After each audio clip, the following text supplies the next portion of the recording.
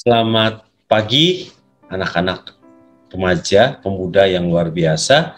Kita akan kembali sama-sama belajar sekolah minggu kita yang hari ini judulnya adalah Raja Damai ya. Kayak mau dengar cerita Natal, tapi bagaimana kita konteksnya kita sebagai remaja pemuda bisa lebih mengerti lagi bagaimana Yesus yang adalah Raja Damai ya.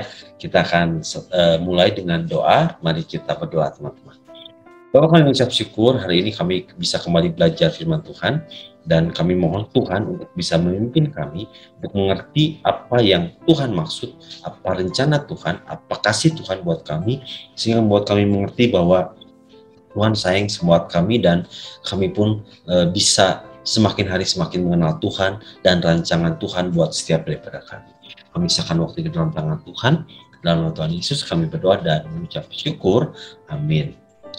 Oke, kita akan mulai pelajaran kita hari ini ya, Raja Damai. Konteksnya Yesaya 9 ayat 5 dan 6 dan Yesaya 11 ayat 1 sampai 5 ya. Kita akan lihat sama-sama dulu. Nah, Mesias. Yesus adalah Mesias untuk orang Kristen ya. Nah, kata Mesias sendiri arti katanya itu secara etimologi disebut yang diurapi. Ya, yang diurapi itu adalah Mesias, Mesaya. Di dalam perjanjian lama bahasa Yunani Kristos, Yesus Kristos, Yesus yang diurapi. Nah, ini identik dengan kata kerja atau fungsinya itu memimpin dan menyelamatkan dan sebagai pahlawan bagi bangsa Israel. Nah, dalam perjanjian lama kata-kata Mesias, Mesaya ini sudah cukup sering ditulis dalam perjanjian lama.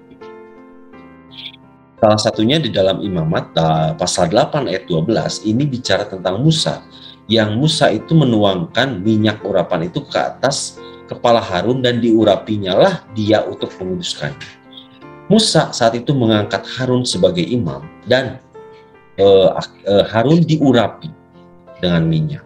Nah, kata diurapi ini Mesayah juga gitu ya, sehingga kata diurapi untuk imam, pemimpin yang akan memimpin bangsa Israel untuk menyembah kepada Tuhan. Itulah fungsi daripada Mesaya. Lalu di dalam 1 Raja-Raja pasal 19 ayat 16 ini salah satu contoh saja, ada banyak ayat di Alkitab dalam perjanjian lama bahwa kata diurapi ini, kata kerja diurapi ini juga ditujukan untuk nabi dan raja. Ya, juga Yehu cucu Nimsi haruslah kau urapi menjadi raja atas Israel, dan Elisa bin Safat dari Abel Mehola harus kau urapi menjadi nabi menggantikan engkau. Jadi kata diurapi ini secara etimologinya dalam perjanjian lama itu bahasanya dipakai untuk imam, untuk nabi, dan untuk raja. Ada jabatan-jabatan khusus yang tugasnya memimpin bangsa Israel untuk menyembah kepada Tuhan dan untuk mendengarkan pesan Tuhan, untuk menjadi wakilnya Tuhan bagi bangsa Israel. Ini sudah cukup mereka nikmati ya bangsa Israel. Nah, lalu kalau kita bicara lihat dari konteksnya dalam Yesaya 9 ini, ternyata bahwa ada nubuatan bangsa Israel, bangsa Yehuda itu akan mulai untuk masuk ke dalam perbudakan ya. Nubuatan ini bahwa bangsa Israel itu, bangsa Yahudi itu sudah kehilangan masa kejayaannya setelah zaman Daud dan Salomo. Ya. Sebab seorang anak telah lahir untuk kita, seorang putra telah diberikan untuk kita. Lambang pemerintahan ada di atas bahunya, dan namanya disebutkan orang, penasihat ajaib, Allah yang perkasa, Bapa yang kekal, Raja Damai. Suatu tunas akan keluar dari tunggul Isai, dan taruk yang akan tumbuh dari pangkalnya akan berbuah. Roh Tuhan akan ada padanya, roh hikmat dan pengertian, roh nasihat dan keperkasaan, roh pengenalan dan takut akan Tuhan. Ya, kesenangannya ialah takut akan Tuhan. Dia tidak akan menghakimi dengan sekilas pandang saja atau menjatuhkan keputusan menurut kata orang. Tapi ia akan menghakimi orang-orang lemah dengan keadilan dan akan menjatuhkan keputusan terhadap orang-orang yang tertindas di negeri dengan kejujuran. Ia akan menghajar bumi dengan perkataannya seperti dengan tongkat, dan dengan nafas mulutnya ia akan membunuh orang fasik. Ia tidak akan menyimpang dari kebenaran dan kesetiaan, seperti ikat pinggang tetap terikat pada pinggang.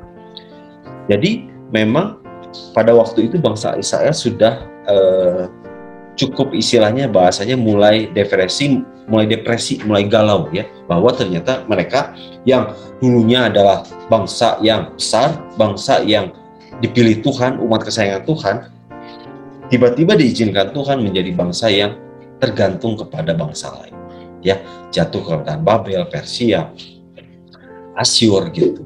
Nah, lalu Tuhan menjanjikan bahwa akan ada seorang anak lahir untuk kita, ya. Lambang pemerintahan ada di atas bahunya. Ada karakter-karakter yang disebutkan, orang nanti dia akan sebut penasihat ajaib, Allah yang perkasa, Bapa yang kekal, Raja damai. Nah, sudah sangat jelas bahwa bangsa Yahudi saat itu mempercayai bahwa Mesias yang akan datang itu adalah dari keturunan Isai, dari Daud. Yang luar biasa ini yang Roh Tuhan akan ada padanya. Jadi ini yang disebut dengan janji nubuatan Mesias kepada bangsa Yahudi saat itu. Ya. Selain dari Yesaya juga ada beberapa periode-periode yang memperlihatkan kepada kita bahwa Mesias ini memang Tuhan janjikan. Yesaya 11 ayat 1, suatu tunas akan keluar dari tunggu Isai dan taruk yang akan tumbuh dari pangkalnya akan bertumbuh. Lalu Mazmur 89, telah kuikat perjanjian dengan orang pilihanku, aku telah bersumpah kepada Daud hambaku, kepada Daud ya, untuk selama-lamanya. Ini yang membuat jadi dasar dari pegangan dari bangsa Yahudi, bahwa aku hendak meninggalkan anak cucumu dan membangun tahtamu turun-temurun. Keturunan dari Daud nanti akan mengembalikan kejayaan bangsa Israel. Lalu di dalam Yeremia 23 ayat 5, sesungguhnya waktunya akan datang, demikianlah firman Tuhan, bahwa aku, Tuhan, akan menemukan tunas adil bagi Daud. Ia akan memerintah sebagai raja yang bijaksana dan akan melakukan keadilan dan kebenaran di negeri. Di kitab Mika juga dinubuatkan, tetapi engkau, hai Bethlehem Efrata, hai yang terkecil di antara kaum-kaum Yehuda, daripadamu akan bangkit bagi Tuhan seorang yang akan memerintah Israel, yang permulaan sudah sejak purbakala, sejak dahulu kala. Jadi bangsa Yahudi saat itu sudah dalam masa yang depresi, galau, jadi bangsa yang perbudakan lagi, ada dalam masa perbudakan, berharap bahwa Mesias yang Tuhan janjikan dengan segala macam peristiwa dalam ayat-ayat yang banyak di Perjanjian Lama, mereka ingin kembali kepada masa kejayaannya itu. Nah, dan mereka berharap bahwa kami sudah terlalu lama menderita. Kami berharap bahwa ada Mesias yang akan datang untuk menyelamatkan bangsa Yahudi seperti yang dulu-dulunya. Mereka kembali bernostalgia ya. Waktu zaman Daud itu enak ya. Kok semua bangsa itu kepada bangsa Israel hormat. Wah, banyak kasih persembahan. Mereka menjadi bangsa yang pemimpin gitu ya. Lalu ketika zaman-zaman hakim-hakim, mereka teraniaya, diperbudak, dijajah bangsa lain, mereka berdoa kepada Tuhan, Tuhan beri hakim-hakim, mereka menjadi bangsa lagi yang hebat. Nah, sekarang mereka akan kembali menantikan kedatangan Mesias yang dinanti-nantikan. Yang akan apa? Sebagai pahlawan, sebagai pemimpin, sebagai pembebas. Kami sudah terlalu menderita ya Tuhan, kami sudah tidak mau lagi capek menderita, kami tidak bisa berdiri sendiri sebagai seorang bangsa yang merdeka. Kami ada dalam genggaman bangsa lain. Mesias yang akan datang mau sebagai imam, sebagai nabi, sebagai raja gitu. Tapi kami berharap Mesias yang akan datang itu adalah Mesias yang bisa membangun kembali Bait Allah. Karena Bait Allah adalah simbol daripada kehadiran Tuhan, artinya simbol dari bahwa bangsa Israel, bangsa yang dipimpin Tuhan dan menjadi kejayaan. Dan saat itu Bait Allah ternyata sudah hancur. Tidak ada lagi tempat yang bisa dibanggakan sebagai Bait Allah, tempat kejayaan daripada bangsa Israel. Dan juga berharap Mesias yang akan datang nanti bisa mengembalikan kejayaan kerajaan Daud kembali, sehingga mereka bisa berdiri tegak bahwa kami adalah bangsa pilihan Allah. Ini yang terjadi dalam kehidupan mereka, gitu ya. Nah, di dalam penantiannya ini mereka berharap mana Mesias yang datang, sehingga selalu mencari sosok-sosok yang disebut Mesias. Memang sempat di dalam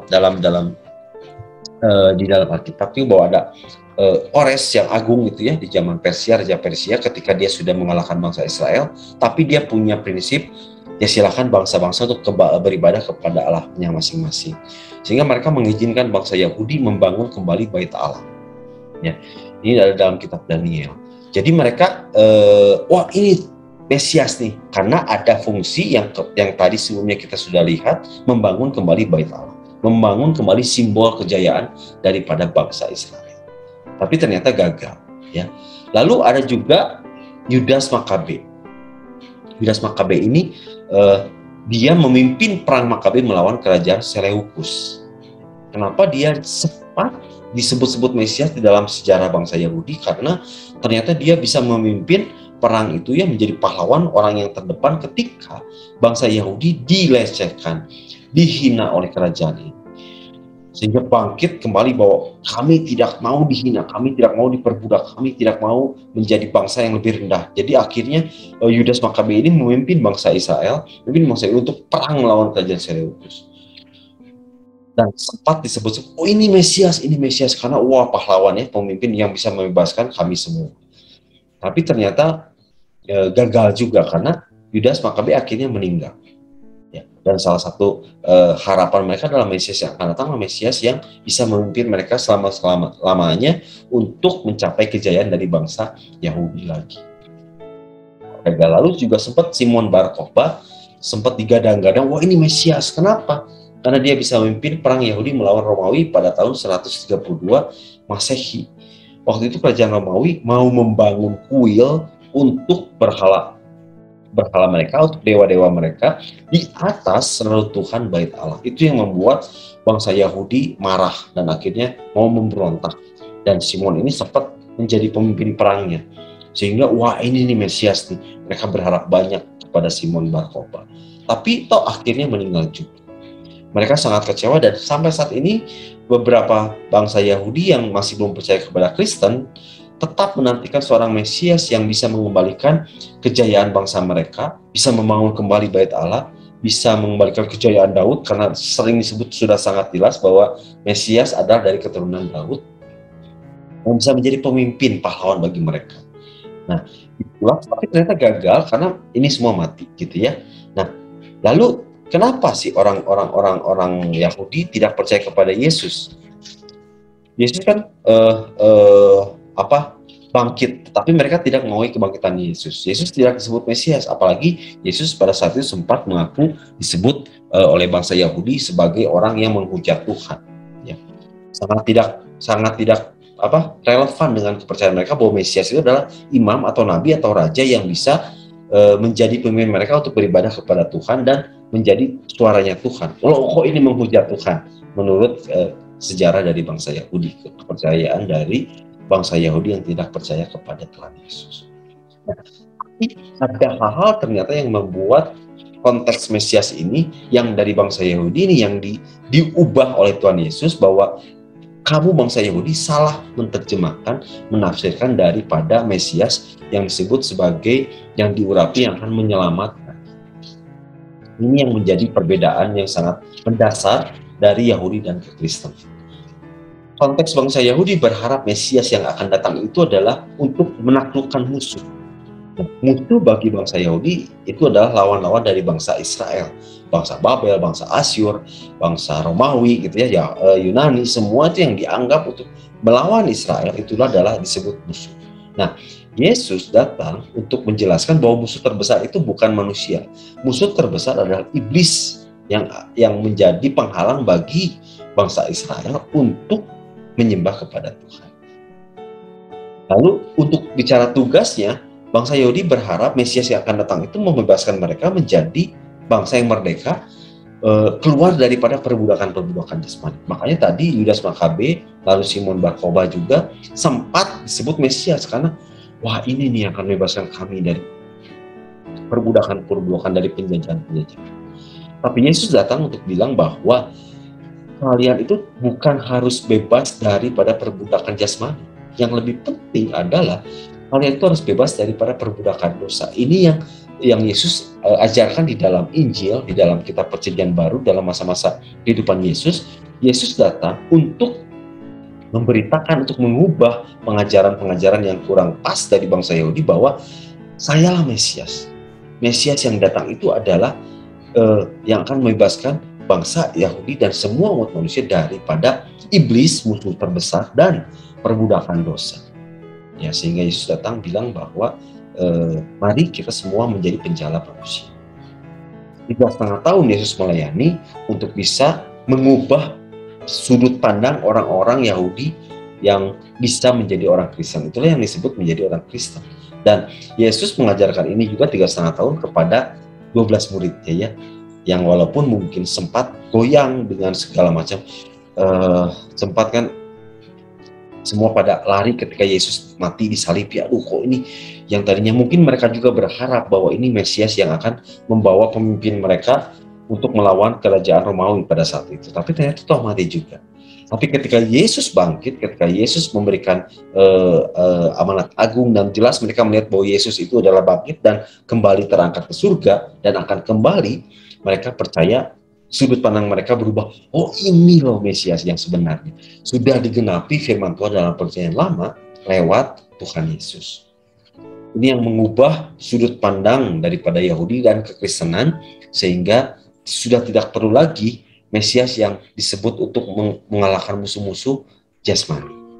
Itu yang membuat kita bisa percaya kepada Tuhan Yesus sebagai Mesias. Yesus adalah Mesias yang sesungguhnya. Makanya disebut Yesus Kristus. Kristus itu diurapi. Ya. Kenapa? Coba kalau kita cek bersama-sama, Yesus adalah pahlawan, pemimpin, pembebas kita manusia daripada perbudakan dan dosa. Kalau bangsa Yahudi melihat bahwa Mesias itu adalah imam, boleh nabi, boleh raja, Yesus semuanya. Yesus disebut imam, Yesus disebut nabi, Yesus disebut raja. Yesus kembali membangun bait Allah. Nah, konteks bait Allah itu adalah bahwa bait Allah adalah tempat di mana Tuhan hadir. Perjanjian Lama bicara bahwa Tuhan hadir di bait Allah yang dibangun oleh manusia. Tapi sekarang Yesus datang untuk membangun kembali bait Allah. Yesus bisa hadir di dalam bait Allah yang sesungguhnya, itu di dalam tubuh kita, di dalam roh kita, di dalam jiwa kita. Sehingga ketika Yesus bersemayam dalam hati kita, itulah bait Allah yang sesungguhnya. Oleh karena itu, dapat dipastikan bahwa orang yang sudah menerima Yesus Kristus sebagai Tuhan dan Juru Selamat akan bisa menjalani hidup dengan bersama Yesus, merasakan damai, sejahtera, dan sukacita. Yesus mengembalikan kejayaan kerajaan Daud. Daud adalah orang yang berkenan kepada Tuhan. Daud adalah sahabat Allah. Dan nanti di masa yang akhir zaman, Yesus kembali akan membuktikan dia akan datang sebagai raja. Dia akan mengalahkan semua iblis musuh terbesar itu. Dan akhirnya kita, orang Kristen, akan memerintah bersama dengan Kristus. Itulah mengapa Yesus Kristus akhirnya bisa menggenapi firman Tuhan yang kita lihat sama-sama dalam pelajaran kita hari ini, ya. Dalam Yesaya 11 ayat 1, suatu tunas akan keluar dari tunggul Ishak dan taruh akan tumbuh dari pangkalnya akan berbuah. Gitu, ya. Nah, seperti apa sih karakter-karakter Yesus dalam kitab Yesaya itu? Sang Mesias di dalam kitab Yesaya adalah lambang pemerintahan yang tadi saya sebutkan, mempunyai sifat-sifat yang luar biasa, ya, sifat-sifat yang luar biasa. Mesias yang akan datang nanti akan disebut penasihat ajaib. Teman-teman bisa perhatikan bahwa Yesus itu sebagai penasihat yang ajaib. Kenapa bisa disebut ajaib? Karena dia adalah sumber daripada segala hikmat. Pemikirannya, jalan-jalan pemikirannya, jalan-jalan rencananya kadang-kadang di luar pemikiran kita, out of the box. Nah, sumber segala hikmat ini akan menjadi penasihat dalam setiap kehidupan kita. Luar biasa, ya. Kalau bangsa Israel sempat dipimpin oleh raja manusia dan sempat sering mengalami kekalahan juga, tapi sekarang raja yang akan datang kepada kita adalah penasihat ajaib, sumber segala hikmat itu, orang yang pribadi yang paling mempunyai hikmat di dalam segala hikmat akan menjadi penasihat kita. Betapa bahagianya kita orang yang menerima Mesias ini, ya. Lalu Allah yang perkasa, Yesus adalah Allah. Mesias yang sesungguhnya bukan manusia seperti Yudas Makabe, seperti Simon Bar-Kokhba yang bisa meninggal, yang bisa mati, yang punya banyak kelemahan. Tetapi Yesus yang datang menjadi Mesias ini adalah Allah sendiri. Dalam kitabnya Yesus sering bilang bahwa dalam tersirat Yesus bilang bahwa dia adalah dan Bapa adalah satu. Memang tidak secara eksplisit karena saat itu bisa mengganggu konteks kebudayaan Yahudi pada saat itu. Orang yang bilang Yesus dan manusia dan Allah adalah satu dalam konteks eksplisit bisa disebut menghujat Allah. Tetapi ketika mereka memahami pengajaran Yesus dan akhirnya mereka percaya dalam ajaran Yesus, menunjukkan bahwa Yesus adalah Tuhan. Ini apa? Ketika Allah sendiri, Tuhan sendiri yang menjadi Mesias buat kita, yang Maha Kuasa itu, kenapa kita harus takut dengan segala sesuatu? Itulah yang disebut dengan Allah yang perkasa. Selain penasihat, selain Allah yang perkasa, Yesus adalah Bapa yang kekal. Ini yang luar biasa. Yesus seperti ayah yang mengasihi kita, anaknya, seperti belahan jiwa. Kita sering mendengar ya bahwa ada kadang-kadang seorang ayah tidak tega ketika anaknya menderita.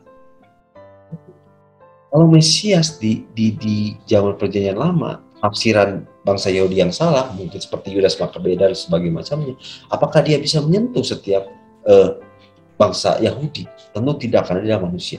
Apakah dia bisa mengasihi setiap bangsa seperti ayah kepada anaknya? Tentu tidak bisa. Tapi sekarang Yesus yang Mesias itu adalah Bapa yang kekal, seperti ayah yang mengasihi anaknya seperti belahan jiwa. Sudah ayah kekal, selama-lamanya akan selalu ada sumber dari kasihnya. Itulah Bapa yang kekal. Ditambah lagi dengan Raja Damai. Harus diakui ketika bangsa Israel terjebak dalam perbudakan, terjebak dalam penjajahan, tentu ada banyak penderitaan, ada banyak keterbatasan, ada banyak hal-hal yang membuat kita kadang-kadang merasa tidak mau hidup. Tapi sekarang penasihat itu, Allah itu, yang bisa membebaskan kita dari kuasa dan kutuk dosa, sehingga kita bisa dimampukan untuk tidak berbuat dosa. Itulah yang digambarkan daripada Yesaya, bahwa kamu itu salah ketika melihat Mesias adalah manusia biasa. Tapi ini adalah Allah yang berkuasa, yang bisa menasihati kita, sumber segala hikmat itu, yang mengasihi kita seperti anak, seperti ayah kepada anaknya. Itulah yang membuat dia menjadi Raja Damai, yang bisa membebaskan kita dari kuasa dan kutuk dosa, sehingga kita dimampukan untuk tidak berbuat dosa. Itulah Yesus Kristus. Lalu apalagi? Yang kedua, kita akan lihat sama-sama bahwa roh Tuhan akan ada padanya, roh hikmat dan pengertian, roh nasihat dan keperkasaan, roh pengenalan dan takut akan Tuhan. Ketika kita lihat sama-sama, Yesus Mesias yang diurapi itu, dia bersama dengan roh Allah. Di dalam Yesaya seperti itu ya bilangnya, ada roh Allah bersama dengan dia. Lalu bagaimana Yesus bisa menggenapi nubuatan dari kitab Yesaya ini? Di awalnya saja Yesus sudah dipenuhi dengan Roh Kudus. Ya, ketika di dalam Lukas 3 ayat 21 sampai 22, ketika seluruh orang banyak itu telah dibaptis, dan ketika Yesus juga dibaptis dan sedang berdoa, terbukalah langit dan turunlah Roh Kudus dalam rupa burung merpati ke atasnya, dan dengarlah suara dari langit, engkaulah anakku yang kukasihi, kepadamulah aku berkenan. Yesus dari awal memulai pelayanannya dipenuhi dengan Roh Kudus. Artinya menggenapi nubuatan Yesaya bahwa Roh Tuhan ada padanya. Bukankah Roh Tuhan ada padanya untuk bisa menang atas dosa? Dalam Lukas 4 ayat 1 sudah jelas ya. Ini tentang percobaan di padang gurun. Lukas menggambarkannya dengan sangat luar biasa, teman-teman. Lukas 4 Yesus yang penuh dengan Roh Kudus kembali dari sungai Yordan, lalu dibawa oleh Roh Kudus ke padang gurun dan dicobai oleh iblis. Manusia biasa tidak akan bisa menang melawan iblis ketika mengandalkan kekuatannya sendiri. Tapi Yesus bisa menang melawan iblis di padang gurun, bukan karena dia Allah, tapi dia adalah manusia yang menyerahkan setiap keputusannya kepada Roh Kudus, yang penuh dengan Roh Kudus. Itulah yang membuat Yesus bisa mengenapi, sah sebagai Mesias, mengenapi nubuatan Yesaya, karena dia Roh Tuhan ada padanya, dan dia buktikan di dalam Alkitab Perjanjian Baru, dalam kitab Injil, bahwa dipenuhi oleh Roh Kudus dan bisa menang atas kuasa dosa. Inilah janji daripada Tuhan, Dalam Yohanes 10:10, pencuri datang hanya untuk mencuri dan membunuh dan membinasakan. Tapi Yesus datang supaya kita semua mempunyai hidup dan mempunyai dalam segala kelimpahan. Inilah yang menjadi pembeda, bahwa ketika iblis datang kepada kita, dia mungkin pasti pertamanya datang dengan segala kesenangan, dengan segala kenikmatan, dengan segala tawaran-tawaran yang menggoda. Tapi itu bisa dipastikan bahwa itu hanyalah tipu muslihat iblis, bahwa dia hanya untuk mencuri, membunuh, dan membinasakan. Awalnya kita merasa berkuasa, awalnya kita merasa menang, awalnya kita bisa mengendalikan diri, tapi tanpa sadar tipu muslihat iblis, dia hanya datang untuk mencuri, membunuh, dan membinasakan. Sehingga, nah ini dia masalahnya, ketika kita sudah dalam keadaan yang sudah terperdaya oleh iblis, kita akan merasakan itu seperti diperbudak sesungguhnya bangsa Yahudi. Tidak bisa lepas daripada kuasa dosa. Itulah dari tipu muslihat iblis. Dan semua manusia selalu ada dalam kendali iblis. Dia tidak bisa lepas dari kuasa dosa. Nah, itulah kenapa Yesus datang sebagai Mesias, Raja Damai. Raja Damai yaitu adalah dia bisa menasehati kita, penasehat ajaib. Dia adalah Allah, Tuhan yang mempunyai kekuasaan yang maha kuasa. Dan dia juga adalah Bapa yang kekal, kasihnya akan selalu ada buat setiap kita. Sehingga ketika Yesus datang mempunyai, supaya kita semua mempunyai hidup dan mempunyai dalam segala kelimpahan. Inilah yang desain daripada Sang Mesias. Desain daripada Tuhan buat kita semua. Dalam Yohanes dia bilang, bukan kamu yang memilih aku, tapi akulah yang memilih kamu. Kenapa? Karena kenapa kita tidak bisa memilih Tuhan Yesus? Karena kita ada dalam kuasa dosa. Tidak mungkin kita bisa memilih Tuhan ketika kita ada dalam kuasa dosa. Oleh karena itulah Allah datang kepada kita melalui Yesus, karena dia memilih kita semua. Dan untuk apa? Untuk menetapkan kita supaya kita pergi dan menghasilkan buah, dan buahmu itu tetap, supaya apa yang kamu minta kepada Bapa dalam namaku diberikannya kepadamu. Artinya apa? Yesus itu memilih kita supaya kita menjadi bait Allah yang sedang, bukan bait Allah yang dibangun seperti penyanyian lama yang dinanti-nantikan oleh bangsa Yahudi, tetapi bait Allah itu adalah kita sendiri, dan Tuhan mau hadir dalam setiap kita. Tuhan yang memilih kita, Tuhan yang mengurapi kita, Tuhan yang memimpin kita dalam setiap kehidupan kita, dan Tuhan yang akan memilih kita dengan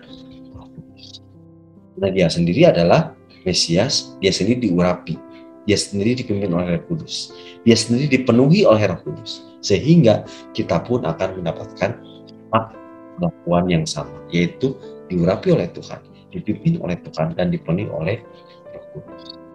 Itulah Raja Damai yang kalau kita bisa memilih secara akal sehat, kita pasti akan memilih kepada Raja daripada segala raja, karena manusia pasti membutuhkan kedamaian.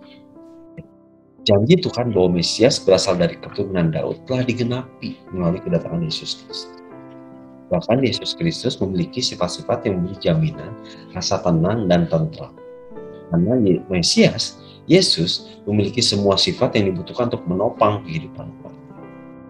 Dia adalah Allah yang perkasa, penasehat ajaib, Bapa yang kekal, dan Raja Damai. Bisa menjalani kehidupan kita bersama dengan Mesias, karena sifat Mesias yang ada dalam Yesus itu sudah cukup untuk kita bisa menggenapi hidup kita, menjalani kehidupan kita dengan bahagia.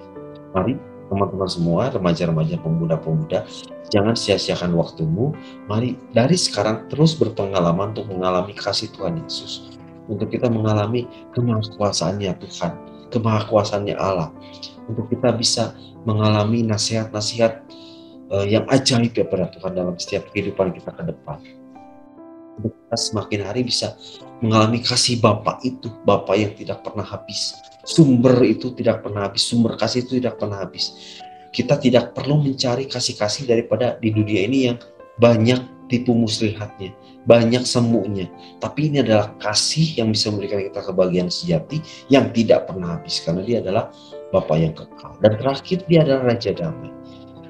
Raja itu punya segalanya, dan segalanya itu damai. Kedamaian itu akan diberikan kepada kita. Ingat, tugas kita mari berpengalaman mengalami kasih daripada Yesus, Sang Mesias, Sang Raja Damai. Mari kita sama-sama berdoa. Bapak, kami ucap syukur atas pelajaran hari ini. Kiranya Tuhan yang hati kami ya Tuhan, dalam kami bisa mengerti setiap apa yang Tuhan mau, setiap apa yang Tuhan ingin kerjakan dalam setiap kehidupan kami. Ajar kami Tuhan, kami bisa mengerti bahwa Engkau adalah Allah yang perkasa.